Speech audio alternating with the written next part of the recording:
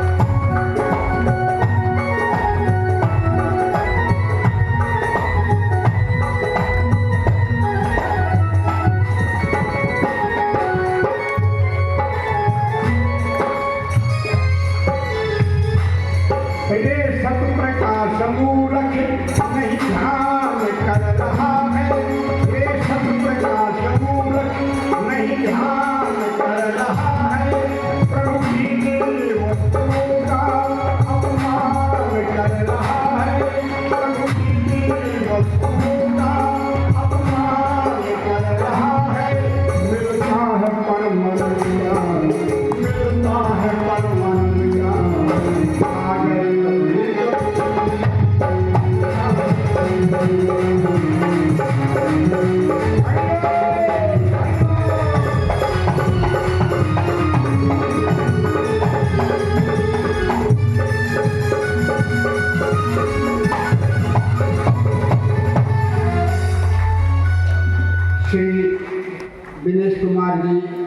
कृपया मंच पर आए और अपना वक्तव्य दें।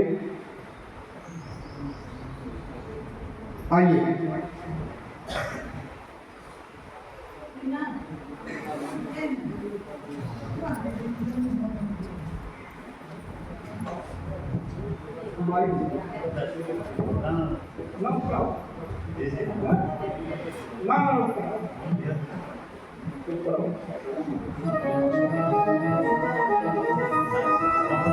आगे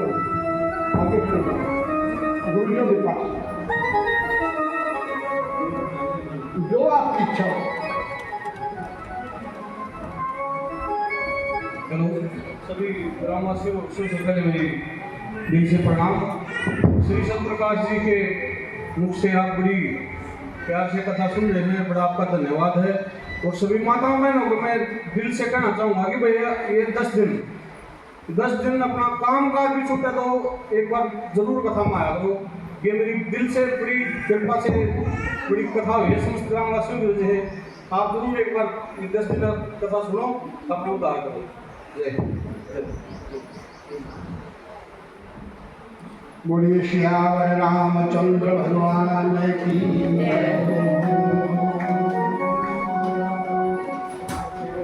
आज कथा का द्वितीय दिवस है। कल आपने एक ऐसे संत का जन्मदिन सुना और भगवान का जो दर्शन हुआ उनको, उन्हीं की कथा चल रही है ये रामायण।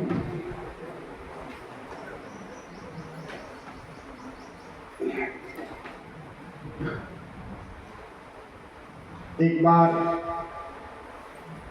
प्रयागराज में 88,000 ऋषि मुनि माघ महीने में एकत्रित हुए। इलाहाबाद में मकर संक्रांति का स्नान चल रहा था। बड़े बड़े ऋषि महर्षि वहाँ स्नान को आए। भरद्वाज मुनि का आश्रम, भरद्वाज मुनि बस ही प्रयागा, रामचंद्रविंद अनुरागा। ये चौपाई है। वहां घूमते घूमते ऋषियों के साथ श्री याज्ञवल्क्य जी महाराज भी आ गए। याज्ञवल्क्य ऋषि एक ऐसे ब्रह्मज्ञानी थे, ब्रह्मवेत्ता थे, उनके समान संसार में कोई नहीं था उन दिनों में। आगे पीछे के नहीं बोलता मैं, उन दिनों उनके समान ब्रह्मवेत्ता कोई नहीं था। एक बार जनक महाराज ने 10,000 गऊ अपने दरबार में बुलवाई और मुनादी करवाई कि जो ब्रह्मज्ञानी है वो इन गऊओं को दे, दूसरे को कोई अधिकार नहीं है। जो ब्रह्मज्ञानी है, ब्रह्मवेत्ता है, वही इन गऊओं को ले सकता है और दूसरे का अधिकार नहीं है लेने का। याज्ञवल्क्य जी महाराज आए, ऋषि लोग बैठे हुए थे वहां, अपने शिष्यों को बुला कर के कहा, गऊ खोल दो सब और ले चलो अपने आश्रम में।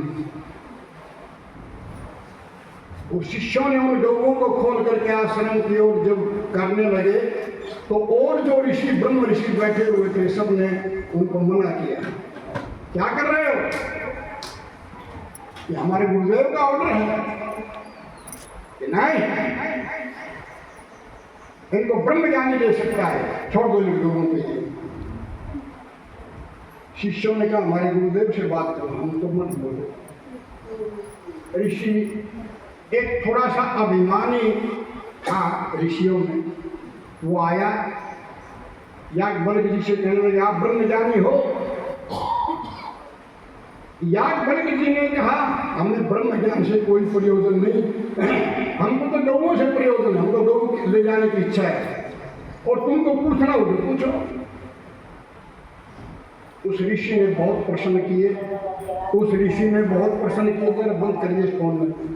उस ऋषि ने बहुत प्रश्न किए, प्रश्न करके जब उसकी पार नहीं बसाई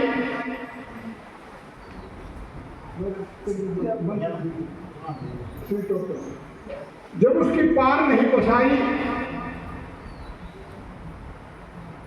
उसने प्रश्न करना शुरू किया। प्रश्न करना चाहिए शास्त्रोक्त प्रश्न। हाँ, होगा। प्रश्न करना चाहिए शास्त्रोक्त प्रश्न, शास्त्र विरुद्ध कभी प्रश्न नहीं करना चाहिए। उसने शास्त्र विरुद्ध प्रश्न कर दिया। वो प्रश्न में बताना नहीं चाहता, सुना है मैंने। शास्त्र विरुद्ध प्रश्न किया। याज्ञवल्क्य जी ने कहा अब तो कर दिया, लेकिन अब मत करना, ये तुम्हारा सिर कट जाएगा।